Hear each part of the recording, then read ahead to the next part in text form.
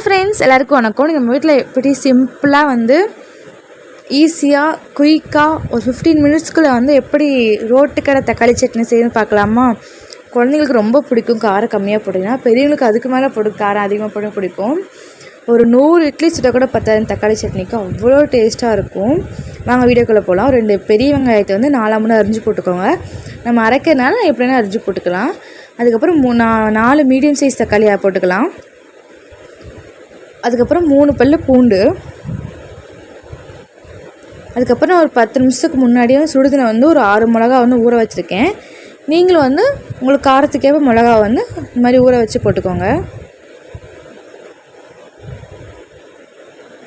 இதுக்கு நீங்கள் தண்ணி ஊற்றாவே இருக்காது, ஏன்னா தக்காளியே ஃபுல்லாக வந்து தண்ணி இருக்கனால அதுவே ஃபுல்லாக மசிச்சிடும் நைஸாக. அதுக்கப்புறம் தேவையான உப்பு போட்டு நல்லா நைஸ் பேஸ்ட்டாக அரைச்சி எடுத்துக்கோங்க. எவ்வளோக்குள்ள நைஸாக அவ்வளோக்குள்ள சட்னி சூப்பராக இருக்கும். இது மாதிரி பேஸ்ட்டாக அரைச்சதுக்கப்புறம் பேன் வச்சுக்கோங்க. அதில் ஒரு 4 டீஸ்பூன் ஆயில் ஊற்றிக்கோங்க.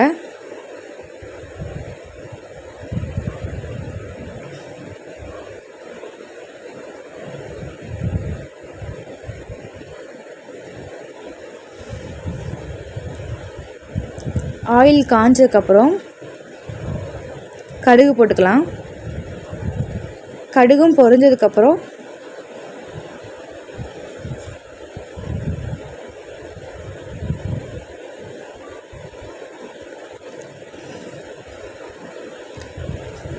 கருவேப்பிலை போட்டுக்கலாம். கருவேப்பிலையும் பொரிஞ்சதுக்கப்புறம் நம்ம அரைச்சி வச்ச பேஸ்ட்டை ஊற்றிடலாம்.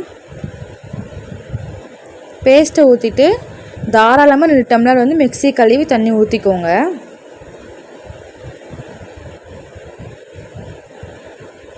நல்லா கிண்டி விட்டுருங்க. இந்த வெங்காயம் தக்காளி அதோட பச்சை ஸ்மெல் போகிற நல்லா கொதிக்க விடணும். அப்படி தண்ணி தரதான் நல்லா கொதிக்கட்டும். இந்த மாதிரி கொதிச்சதுக்கப்புறம் ஒரு கரண்டி மாவெடுத்து ஊற்றி நல்லா கட்டி விடாத மாதிரி கலருங்க. உடனே கிண்டியில் கட்டி போட்டுரும்.